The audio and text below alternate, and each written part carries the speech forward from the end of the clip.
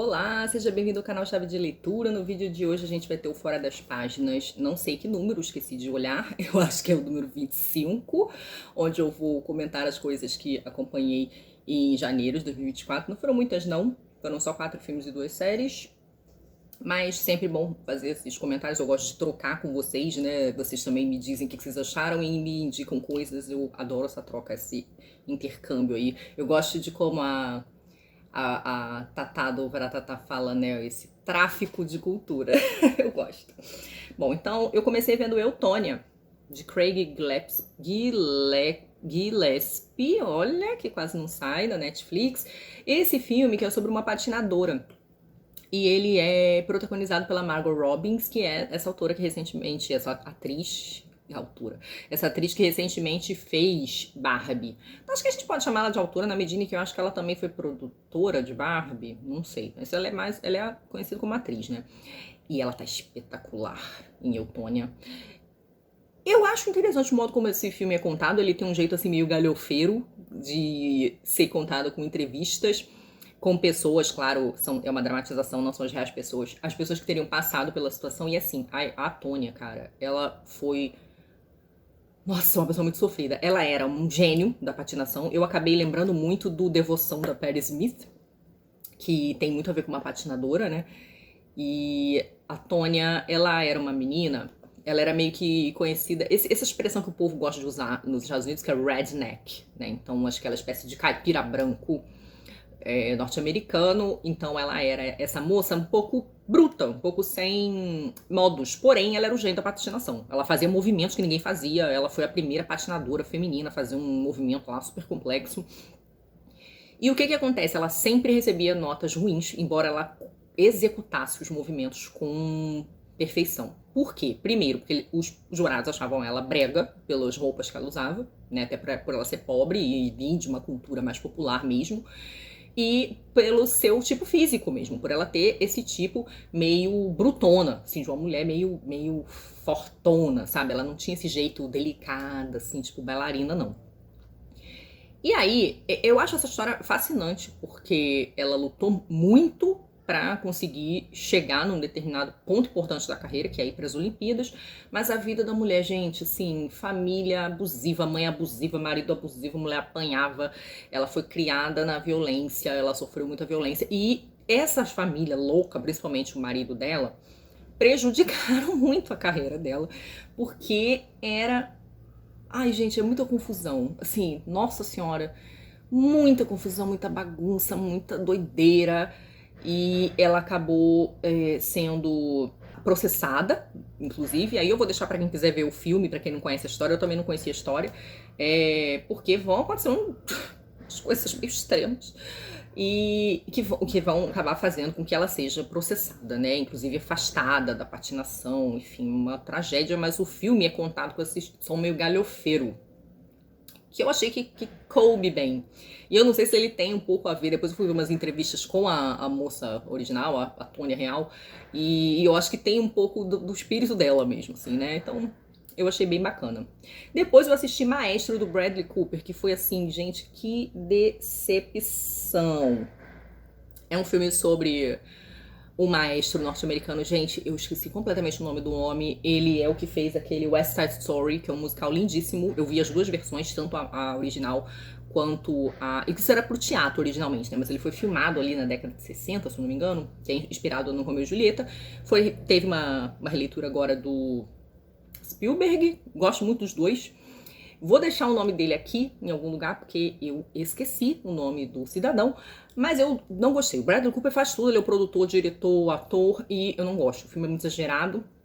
O Bradley Cooper, ao invés de tentar atuar, criar ali uma versão própria do personagem, ele fica muito imitando os maneirismos da pessoa original, e pra mim, não funcionou não. Agora, o que salva esse filme é a interpretação da Carey Mulligan, que faz o papel da esposa do maestro lá. E a atuação dela é maravilhosa. E aí ela rouba totalmente a cena e o filme acaba sendo sobre ela. É isso que acontece, né? Então, o que salva desse filme é Carey Mulligan. Eu não gostei do filme, não. Eu dei 3 estrelas, assim, sendo muito legal, porque Carey merece, mas Não curti não, gente. Depois eu assisti Folhas de Outono, o filme mais recente do Aki Kaurismäki. Eu tinha assistido há pouquíssimo tempo o filme do Kaurismäki, não sei se foi em dezembro mesmo. E tinha gostado, né? Pessoas Estranhas, era sobre a menina que trabalhava na fábrica de fósforos. E esse filme do MUBI é sobre um casal que vai se formar e eles também são da classe trabalhadora. Já reparei que essa é a vibe do Kaurismäki, é tratar essas pessoas de uma classe social assim mais baixa, trabalhadores, né? Então você vai ter essas duas pessoas que vão se conhecer por acaso num baile. Ela trabalhava no mercado, meio que como repositora, e o cara era um mecânico que fazia manutenção de máquinas de obras. Pessoas solitárias, pessoas assim um pouco esquisitas também, eles vão se encontrar e vão gostar um do outro, mas uma série de confusões lá vão acontecer que vão fazer com que eles tenham uma espécie de desencontros. Mas também existe uma certa representação da dificuldade das pessoas pobres, né? Porque eventualmente eles vão ter problemas com seus trabalhos, que já não eram lá essas coisas, né? Então eles vão ter, assim, enfim, alguns problemas. E eu gostei muito do filme. O filme ele consegue ser esquisito e doce, terno. O meu marido estava comentando comigo que o Kaurismäki, ele é muito fã do Bresson, o cineasta Bresson.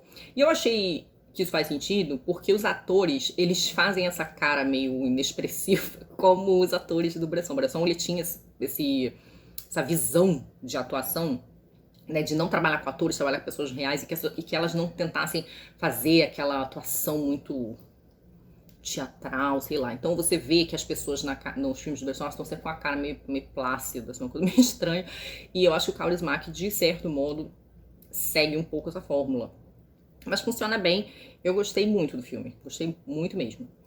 E, por fim, eu vi um filme que é um boberol tremendo, tremendo. Esse filme ele apareceu pra mim como recomendação no Netflix, que é Sob o Sol da Toscana, de Audrey Wells, que é um filme sobre uma escritora que ela se divorcia e aí ela decide, vou recomeçar a vida, vou viajar na Toscana, vou recomeçar minha vida na Toscana. E o filme é um boberol, eu tava com saudade de ver fotos da Toscana. Eu estive na Toscana um único dia, que foi a minha primeira viagem pra Europa foi pra Roma. E eu fiz um bate e volta de trem pra Florença, que fica na Toscana. E no trem a gente já vê lá parte da beleza da Toscana e tudo mais. Eu achei Florença um lugar maravilhoso. E eu tava meio com saudade. Falei, vou ver esse filme que passa lá pra ver esses lugares bonitos lá da Toscana. Mas é só por isso que o filme valeu. Porque o filme é bobo, roteiro bobo, umas coisas verossímeis, sem sentido. Como filme, assim, muito ruim. Só pra ver a imagem da Toscana mesmo. Agora falando de séries, eu vi uma animação muito bacana na Netflix também que chama Carol e o Fim do Mundo, Carol e o Fim do Mundo. Bom, a premissa é muito legal desse desenho, que tem um asteroide vindo em direção à Terra e os cientistas já bateram o martelo que já era, gente. Esse asteroide ele vai vir mesmo, ele vai se chocar com a Terra. A gente só tem 6 meses de vida aqui, porque é inevitável que ele vai chocar aqui. De posse dessa informação, as pessoas começam a viver a vida loucamente. Então a gente vai morrer em não sei quanto tempo? Fica todo mundo doido, tem gente que vai viver pelada, tem gente que decide fazer cruzeiro no mundo inteiro, vai fazer trisal, enfim, as pessoas ficam muito loucas, vão aproveitar o que tem de resto de vida. Só que Carol, ela não tem esse espírito. E ela acaba vivendo exatamente uma certa carência daquela rotina que ele fazia tão bem. Os lugarzinhos de sempre, a familiaridade, tudo isso vai acabando, né? Os lugares que ela gostava de frequentar vão fechando, porque todo mundo vai viver a vida louca, né? E ela vai se sentindo ali meio pressionada naquela coisa de também viver uma vida louca, sendo que não é isso que ela tá com vontade de fazer, né? E aí, num determinado momento, ela encontra uma solução inusitada. É uma solução inusitada, eu não posso mais falar, senão perde a graça do desenho. Mas é isso, é o que Carol tenta fazer para lidar com essa expectativa aí do mundo acabando, da morte iminente, todo mundo muito louco, e ela meio que só queria ir mesmo no restaurante sempre, né? Viver ali as suas coisinhas de sempre. Uma outra série que eu vi ainda nessa vibe Itália foi Lydia Poet, no Netflix. Estou tentando praticar um pouco de italiano e vi que essa série estava no Netflix, que é uma série sobre a primeira advogada italiana. E parece que essa senhorita realmente existiu, uma série que se passa no século XIX. E uma mulher que ela teve muita dificuldade para advogar, ela se forma em direito, mas ela acaba sendo proibida pela lei de advogar. E parece que a série então é inspirada nela. É uma série com pessoas muito bonitas. A atriz que faz a Lydia Poet é lindíssima. Na verdade, o nome da série é As Leis Segundo Lydia Poet. Eu acho que esse é o nome completo da série.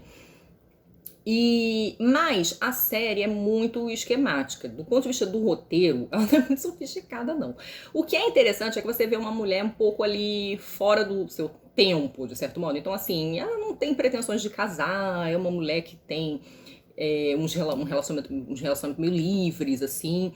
Os figurinos são lindíssimos. Ela vive com a família do irmão, né? Ela tem uma história familiar de meio que repúdio paterno, mas ela vive com a família do irmão, que é advogado também. Então, com a ajuda desse irmão, já que ela fica proibida de advogar, ela consegue fazer umas investigações. Então ela faz investigações. Então a série, ela não é só uma série sobre de advogado, ela acaba sendo uma série meio de detetive, porque na tentativa de libertar pessoas que ela desconfia que sejam inocentes, ela vai usando seus métodos alternativos de investigação para tentar salvar essas pessoas, né? Inocentá-las. Então, só que por que o filme, eu achei a série esquemática? Porque ela é infalível. As teorias de Lydia Poet são infalíveis. Ela erra nunca, né? E então ela acaba. Eu até acho que no fim da série eles tentam problematizar um pouco essa questão do julgamento dela, mas de modo geral ela é uma personagem infalível. E eu acho que você tira um pouco a graça do negócio, sabe? Eu acho que seria mais complexo se ela tivesse mais desafios para encarar, além do machismo institucionalizado, assim, né?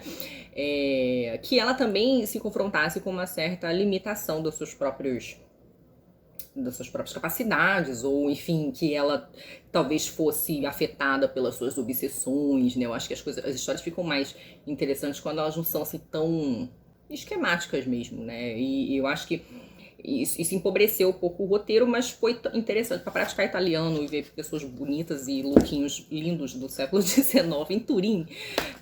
Foi bem interessante. Então essas foram as coisas que eu acompanhei no mês de janeiro. Me digam aí se vocês assistiram alguma dessas coisas e o que vocês acharam, e também o que vocês recomendam para nós. Muito obrigada sempre pela companhia e muito obrigada aos apoiadores e membros por apoiar meu trabalho. Um beijo grande e até a próxima. Tchau.